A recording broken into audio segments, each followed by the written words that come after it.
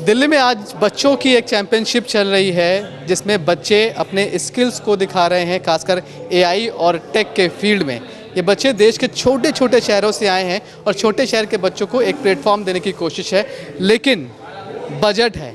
ऐसे में इन छोटे शहरों के बच्चों के लिए बजट में एआई और टेक्नोलॉजी के हिसाब से क्या कुछ होना चाहिए। हमारे साथ सुमित मेहता हैं जो कि फाउंडर और सीईओ हैं लीड ग्रुप के। सर, एजुकेशन को लेकर बहुत कुछ उम्मीदें रहती हैं कि बजट में इस बार ये आएगा वो आएगा।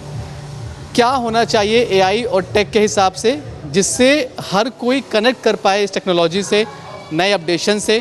बजट में ऐसा क्या कुछ हो? बजट में सिर्फ दो बातें बोलूँगा मैं। एक तो ये कि भारत में जितना प्रतिशत जीडीपी का हम एजुकेशन में स्पेंड करते हैं वो बहुत कम है, हमें बढ़ाना पड़ेगा। बिकॉज एआई टेक्नोलॉजी के लिए हर स्कूल में रिसोर्सेज चाहिए। तो अगर हर स्कूल में कंप्यूटर लैब, एआई लैब ना हो तो बच्चे कैसे प्रैक्टिस करेंगे?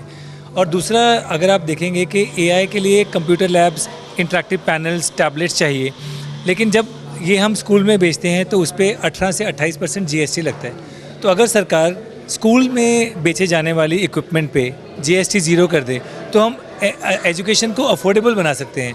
नहीं तो ये एआई और टेक्नोलॉजी की जो एजुकेशन है वो काफ़ी बच्चों के हद से बाहर रहेगी। अभी हम बड़े शहरों में तो दिल्ली एनसीआर या मेट्रो सिटीज़ वहाँ तक तो अवेलेबल है, लेकिन जहाँ से आप बच्चे आज लेकर आए हैं चैंपियनशिप के लिए, छोटे छोटे शहरों से, आंध्रा से, तमिलनाडु से, इन बच्चों तक या फिर यूपी के गांव देहात तक इन बच्चों तक पहुँचे एआई टेक्नोलॉजी, इसके लिए क्या कुछ होना चाहिए बजट? बहुत सिंपल है। आई थिंक हर स्कूल को एक सरकारी स्कूल में अभी तक ऐसा कुछ है नहीं। सरकारी स्कूल में इसलिए नहीं है क्योंकि सरकारी स्कूलों में तो बेसिक लिटरेसी और न्यूमरेसी के इश्यूज़ हैं। लेकिन अगर हम अपना विजन ऊपर करें कि हमें हर शहर में, हर डिस्ट्रिक्ट में 1 या 2 मॉडल स्कूल क्रिएट करने हैं, तो उसमें आपको एआई लैब्स और कंप्यूटर लैब्स इस्टेब्लिश करनी पड़ेगी। टीचर्स को यूज़ करने के लिए सिस्टम देना पड़ेगा, बिकॉज सिर्फ टीचर ट्रेनिंग से नहीं होगा, उनको टूल्स देने पड़ेंगे, रिसोर्सेज देने पड़ेंगे। तो ऐसे सिस्टम उपलब्ध हैं, लेकिन सरकार को अपना दरवाज़ा खोलना पड़ेगा पब्लिक प्राइवेट पार्टनरशिप के लिए।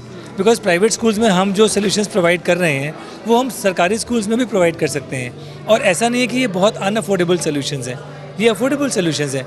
बट ज़रूरत है कि एक हम पॉलिसी बनाएं जिससे पब्लिक प्राइवेट पार्टनरशिप पॉसिबल हो सके।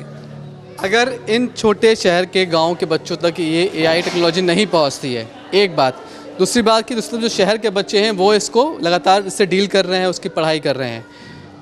अगर कुछ नहीं दिखता है बजट में या फिर आगे पॉलिसीज़ में, तो क्या ये बच्चे जिन तक नहीं पहुंच रहा है एआई टेक्नोलॉजी, क्या वो आगे जाकर 10 साल 5 साल बाद कहीं बहुत पीछे खुद को महसूस करेंगे?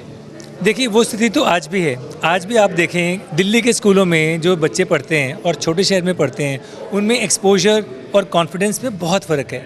और जैसे जैसे हम नई नई टेक्नोलॉजीज़ बड़े शहरों में और बड़े स्कूल्स में लाएं और छोटे शहरों में और गरीब बच्चे जहाँ जाते हैं वहाँ ना लेके आएँ, तो ये गैप बढ़ता रहेगा। वो देश के लिए भी, समाज के लिए भी सही नहीं है। तो अगर हर बच्चे को एआई और टेक से जोड़ना है तो जाहिर तौर पर सरकार को उसके लिए बजट में बड़े प्रावधान करने होंगे और करने भी चाहिए। अगर नहीं हुआ तो शायद छोटे शहरों के बच्चे कम से कम टेक्नोलॉजी के मामले में बड़े शहरों के बच्चे से काफ़ी पीछे छूट जाएंगे। कैमरामैन शैलेंद्र के साथ मनीष चौरसिया, दिल्ली आज तक।